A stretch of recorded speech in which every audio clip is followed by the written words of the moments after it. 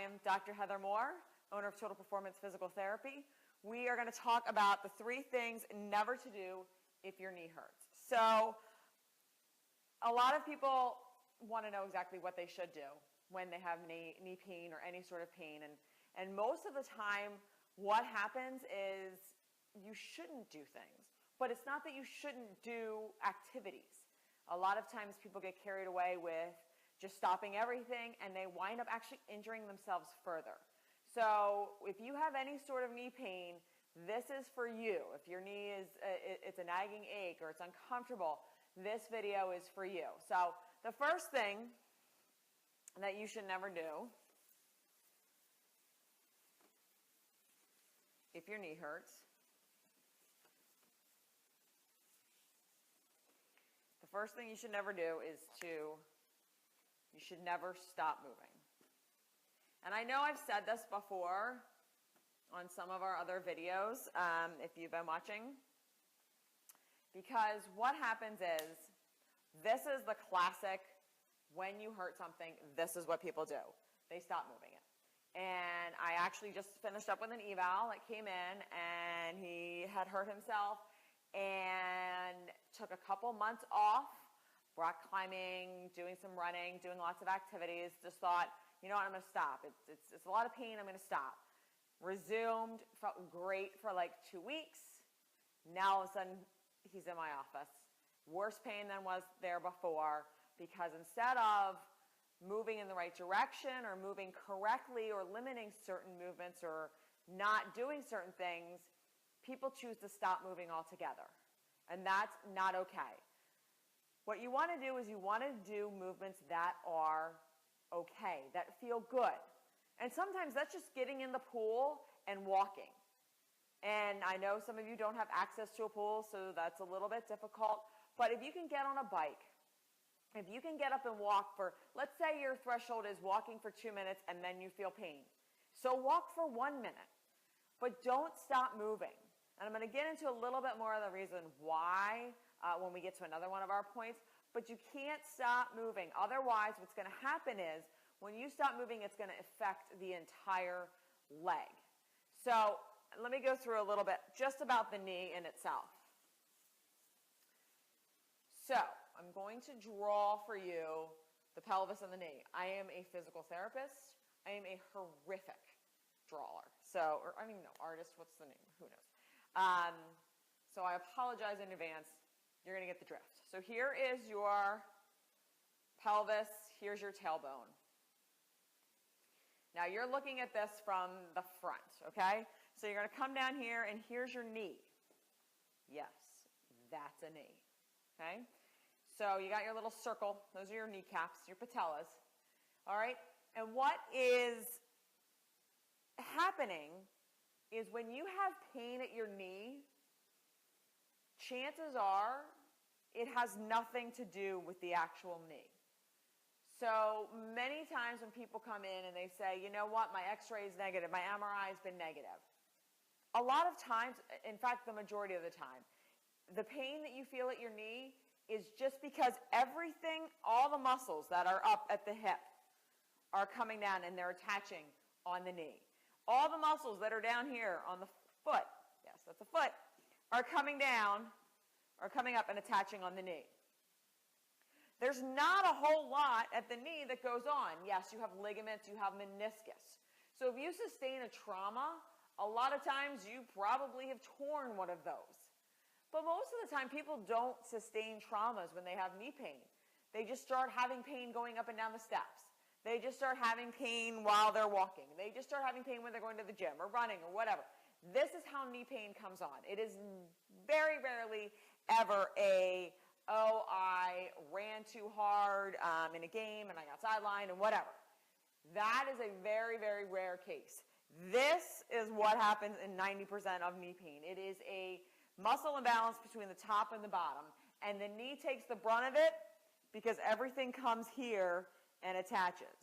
So if there's issues down here, there's issues up here, it comes down and attaches. So if you choose to stop moving because your knee hurts, you're not doing anything to help your knee, because your knee doesn't hurt because anything's going wrong with it. Your knee hurts because there's muscles here There's muscles here that aren't functioning correctly. So all you're doing is you're resting muscles that are dysfunctional already. So you're causing those muscles that are now dysfunctional to become weaker. And that's never a good combination. So then the second thing that you don't want to do, which makes me one of the most unpopular people, well, that and probably a lot of other stuff, but you don't want to wear flip-flops. Don't wear flip-flops. Don't go barefoot, even at home, even at night. Okay, when you come home, take your shoes off. Don't. Okay? Don't take your shoes off. What happens is, when you take your shoes off, you wind up losing control of your foot. Okay? So if you have a flat foot, like I do, a lot of people do, what happens is when I take off my shoes, my arch collapses. Did you see what happened when my arch collapsed? My knee goes in. Now granted, that is a gross exaggeration, but that's exactly what happens at your knee. So when I harp on people about flip-flops and bare feet, and you should never walk in bare feet if you have knee pain, that's the reason why. Is because once you take those shoes off, once you take that supportive structure off, and yes, these shoes are terrible. I just worked a long day, so I wear these. They're not good shoes, so don't write in or comment on that these are flats and they're terrible and they have no arch support. I get it. I don't have knee pain. But when I take off my New Balance sneaker, my foot collapses and my knee goes in. Okay? So, and then what happens? When your knee goes in, your hip goes in, your hip drops, your back goes down, and so on and so forth. So be cognizant, if you have knee pain, a lot of it's going to start from the ground up. All right? So make sure you always have a supportive shoe on, because that's going to help keep your foot in line. That's going to help keep your knee in line, and that's going to help keep the muscles in line. So I know we're coming out of flip-flop season, yay! But if you come home and you take your shoes off, you wind up not wearing sneakers around the house, which many people don't. If you have knee pain, it's a really good idea just to get into that habit until that knee pain is resolved. And the third thing, number 3, that you don't want to do if you have knee pain is ignore it. I know, it sounds stupid, but we all do it. And it happens, and I get it. We don't want to run to the doctor with every ache and pain that we have. I understand that, I do. But here's the bottom line. If you ignore your knee pain, this lovely diagram that I drew, where you have your foot here in your knee, like I said, that pain that you feel in your knee, unless it's a meniscus tear or a ligament tear, which most of the time it's not, unless you had some sort of trauma, is coming from your hip, and it's coming from your ankle, and it's coming from your knee. That pain that just happens to be manifesting itself in your knee, that you ignore when you go down the steps or when you run or whatever, that pain then will go into your back.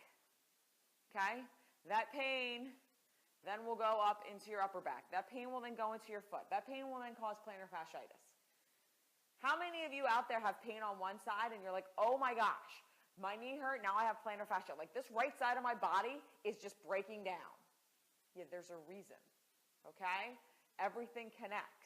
So when you ignore that knee pain for so long, or you ignore whatever pain it is for so long, it's going to find other areas to compensate with. Those areas that you compensate with, those other muscles that you compensate with, wind up causing you new pain. So if it looks like one side of your body is completely breaking down, it is. Because when you ignore it for too long, you don't have any choice. You don't give your body any choice. It still has to go to work. It still has to function. It still has to run. It still has to do whatever you're demanding it to do, but you're not giving it any tools to do it with. Advil, 2 weeks. That's it. Okay? You get 2 weeks with Advil. If it doesn't clear up the pain, it's not going to work. Okay? You stop taking it after 2 weeks. That's when you see a medical professional. You do not run and see me the first day you wake up and your knees hurt a little bit, but I don't see anybody like that.